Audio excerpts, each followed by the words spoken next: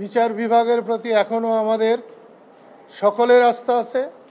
আজকে লতিফ ভাইয়ের মুক্তি, বিশেষ করে জামিনে মুক্তি, আসলে আমি কি বলবো, আমাদের ৮৬ বছরের বড় ভাই, তার বয়স দেখানো হয়েছে ৭৫ বছর, আমারই কিন্তু ৮০ বছর আমার হয়েছে।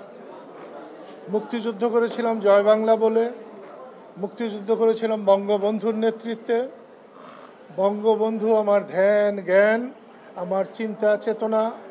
যতদিন বেঁচে থাকব মুক্তিযুদ্ধ নিয়ে বেঁচে থাকব, স্বাধীনতা নিয়ে বেঁচে থাকব, বঙ্গবন্ধুকে নিয়ে বেঁচে থাকব।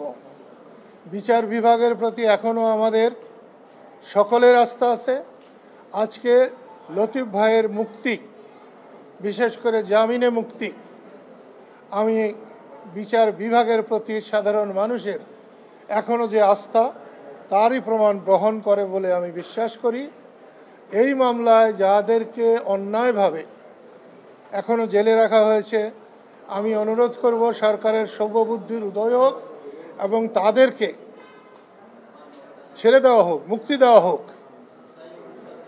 এবং দেশ মানুষের জন্যে, আমরা মুক্তিযুদ্ধ করেছি দেশের মানুষের জন্যে, স্বাধীনতার জন্যে, কথা বলার জন্যে, আইনের জন্যে, সেসব প্রতিষ্ঠিত হোক।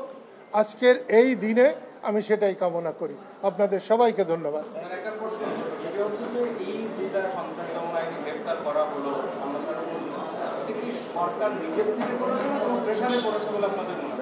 আমাদের এটা জানা নেই। আসলে সরকার করছে, এটা তো সত্যি। পান্না ভাই যা বলেছে তারপর আর কিছু বলার থাকে না।